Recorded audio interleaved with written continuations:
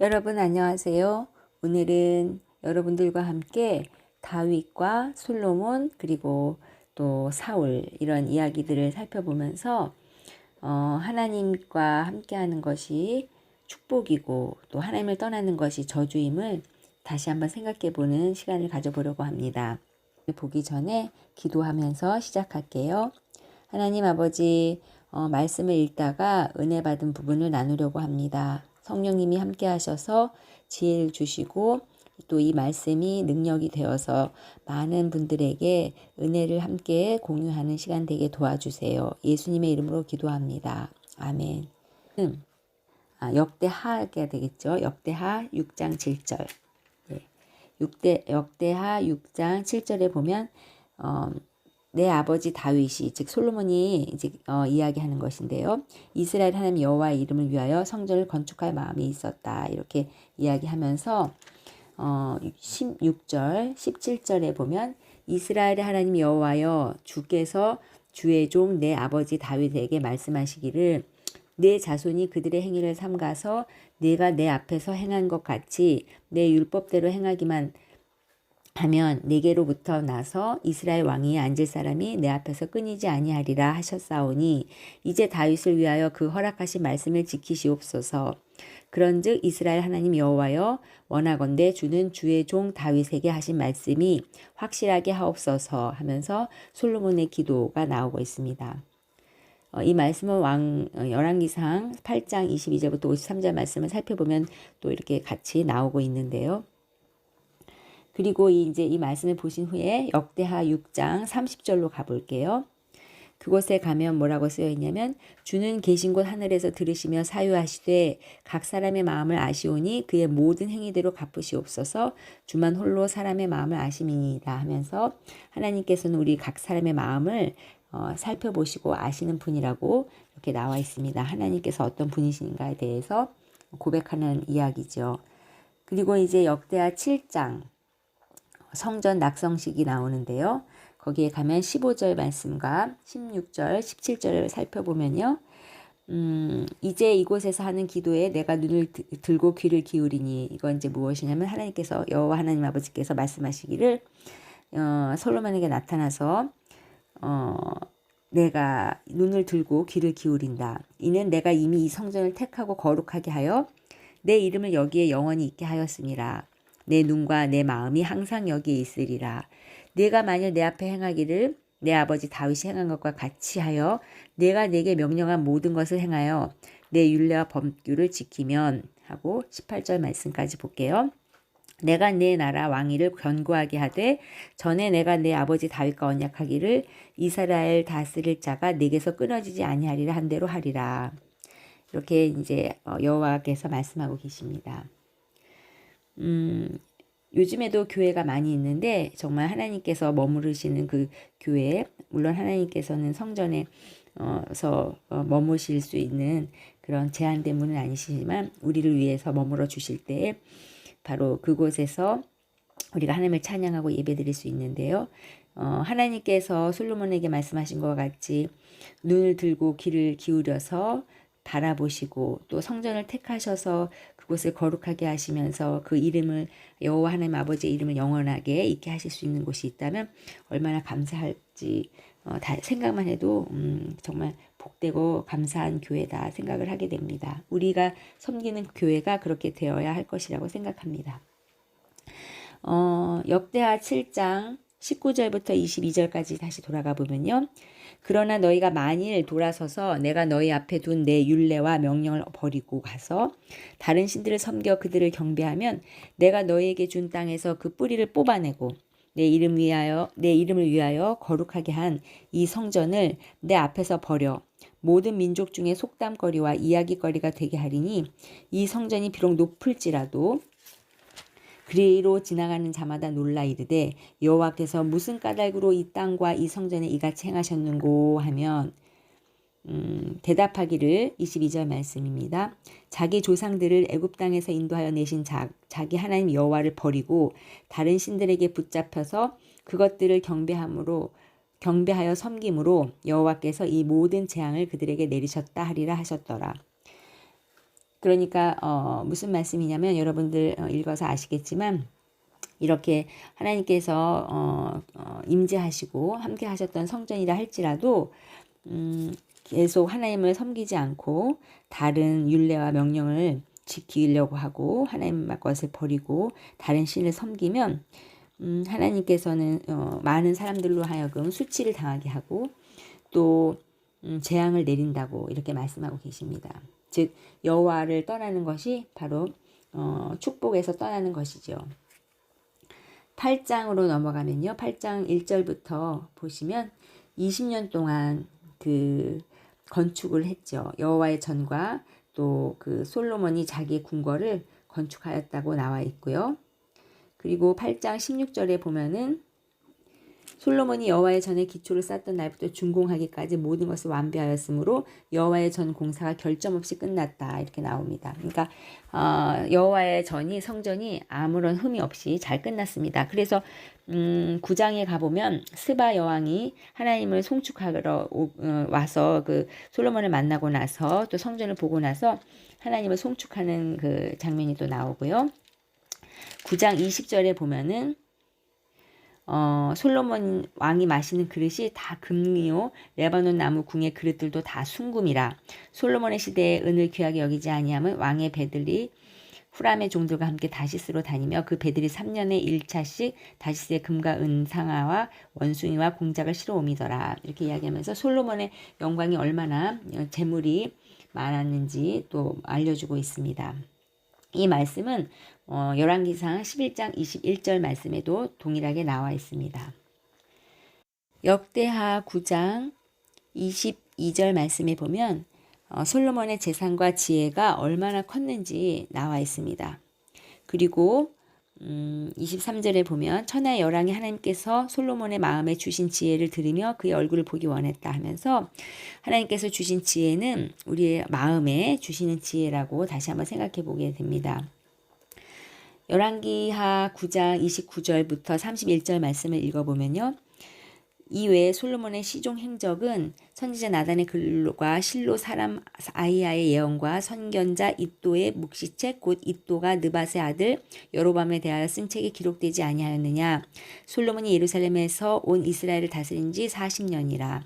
솔로몬이 그의 조상들과 함께 잠에 그의 아버지 다윗의 성에 장사되고 그의 아들 르호보암이 대신하여 왕이 되니라. 이렇게 나와 있는데요. 솔로몬의 이제 마지막이 나와 있는데 다시 이제 저희가 역대하의 말씀에서 열왕기상 11장으로 한번 가보면 어떨까 싶어요. 열왕기상 11장에 보면 솔로몬의 마음이 하나님을 떠난 것에 대해서 자세히 나오는데요. 역대하에는 언급되지 않은 그 말씀이 열왕기상 11장 말씀에 나오고 있습니다. 한번 여러분들도 성경책을 펼쳐서 보시면 좋겠는데요. 1절에 보면은 이방 여인 모압, 암몬, 에돔, 시돈, 헷 그런 족속의 그 여인들을 솔로몬이 취하고 또 사랑에 빠지는 것을 보게 되는데요. 여호와께서는 이러한 것을 하지 말라고 11장 2절 열왕기상 11장 2절에 보면 여호와께서 일찍이 그러니까 전에 이런 일을 하기 전에 행하기 전에 이 여러 백성에 대해서 또 이스라엘 자손에게 말씀하시기를 너희는 그들과 서로 통혼하지 말며 그들도 너희와 서로 통혼하게 하지 말라. 그들이 반드시 너희의 마음을 돌려 그들의 신들을 따르리라 하셨으나 솔로몬이 그들을 사랑하였더라. 이렇게 말씀하고 계시는데요.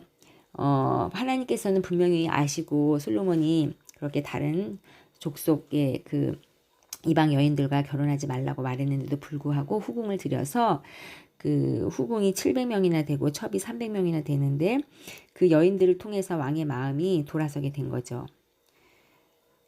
너무 안타까운 일이죠. 그래서 솔로몬이 11장 4절에 보면 솔로몬이 나이가 많을 때에 하나님 앞에서 온전하지 못하였다는 말이 나오고 있습니다.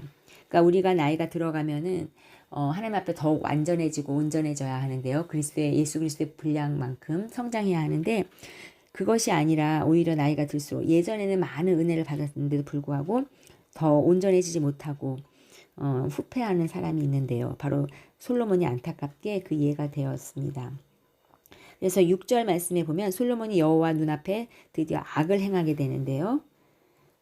악을 행하는 것으로 끝이는 것이 아니라 9절 말씀에 보면 솔로몬이 마음을 돌려 이스라엘의 하나님의 여호와를 떠나고, 그리고 여호와께서는 솔로몬에게 진노하시면서 일찍이 2번이나 솔로몬에게 나타나셔서 이 일에 대해, 그러니까 그렇게 잘못했던 일들, 돌아선 일에 대해서 11장 10절에 보면 이 일에 대하여 명령하사 다른 신을 따르지 말라 하셨으나 그가, 즉 솔로몬이 여호와의 명령을 지키지 않았으므로 여호와께서 솔로몬에게 말씀하시되 11절 말씀, 내가 이러한 일이 있었고 또 내가 내 언약과 내가 네게 명령한 법도를 지키지 아니하였으니 내가 반드시 이 나라를 네게서 빼앗아 내 신하에게 주리라. 그러나 12절 말씀입니다. 내 아버지 다윗을 위하여 내 세대에는 이 일을 행하지 아니하고 내 아들의 손에서 빼앗으려니와 오직 내가 이 나라를 다 빼앗지 아니하고 내 종 다윗과 내가 택한 예루살렘을 위하여 한 지파를 내 아들에게 주리라 하셨더라. 이렇게 말씀하고 계시는데요. 이렇게 여자를 통해서, 또 즉 사람을 통해서 다른 신을 따르게 하는 것을 보면서 사단의 계략을 우리가 알 수 있는데요. 우리가 어떤 이방신을 바로 따르는 것이 아니라 어떤 사람을 통해서 영향을 받아서 하나님을 떠날 수 있다는 것을 경각심을 가져야 할 것입니다. 뭐 이단에 빠지는 여호와 증인이라든지 또 요즘에 신천지 그런 것들이 다 그런 것이잖아요. 사람을 잘못 만나서 이단에 빠지고 하나님을 떠나게 되죠. 그리고 이제 열왕기상 11장 12절에 보면은 다윗에게 하신 약속을 하나님께서 지키시는 것을 보는데 역대상 17장 11에서 15절 말씀에 잘 나와 있죠. 우리 한번 역대상으로 또 다시 가볼까요? 역대상 11장 11절, 17장, 역대상 17장 11절부터 볼게요. 내 생명의 연한이 차서 내가 조상들에게 돌아가면 내가 내 뒤에 내 씨 곧 내 아들 중 하나를 세우고 그 나라를 견고하게 하리니 그는 나를 위하여 집을 건축할 것이요 나는 그의 왕위를 영원히 견고하게 하리라. 나는 그의 아버지가 되고 그는 나의 아들이 되리니 나의 인자를 그에게서 빼앗지 아니하기를 내가 내 전에 있었던 자에게서 빼앗은과 같이 아니할 것이며 내가 영원히 그를 내 집과 내 나라에 세우리니 그의 왕위가 영원히 견고하리라 하셨다 하라. 이렇게 나단에게, 선지자에게 하나님께서 메시지를 주시면서 다윗에게 전해라 이렇게 했던 메시지는 바로 솔로몬에 대한 메시지였습니다. 이것이 바로 열왕기상 11장 12절에서 하나님께서 말씀하시는 그 약속에 대한 내용이죠. 11장 열왕기 12절 말씀에 보면 다윗에게 하신 약속을 지키시는 하나님을 보면서도 또 나라를 빼앗아서 신하에게 준다는 그 말씀을 또 함께 봤는데요.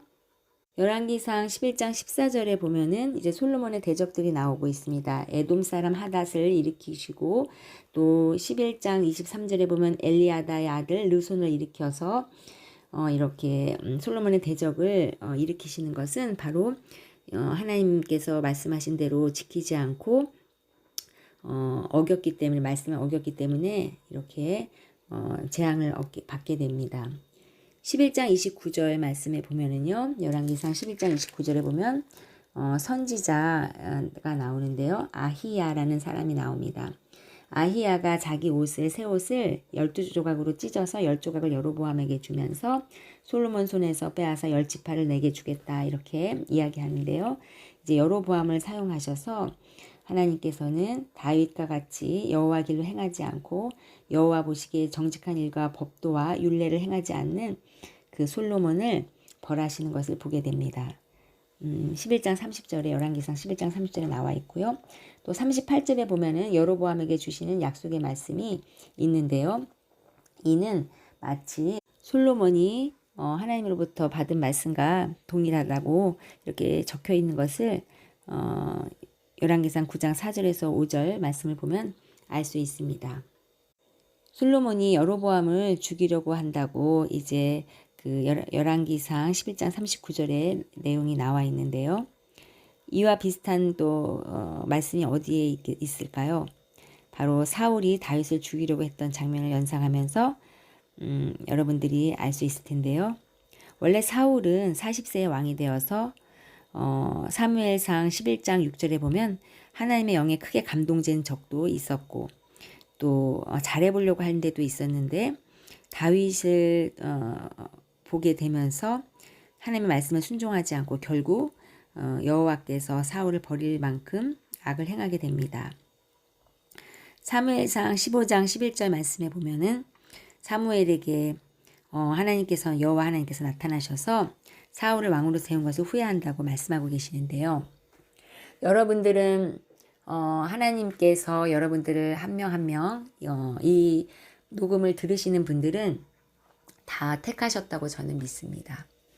그런데 만약 하나님께서 여러분들을 내가 어떤 곳에 세우고 어떤 사명을 주셨는데 후회된다 이렇게 생각하신다면 너무나 안타까운 일이 되지 않겠습니까? 또 얼마나 두려운 일이 되겠습니까?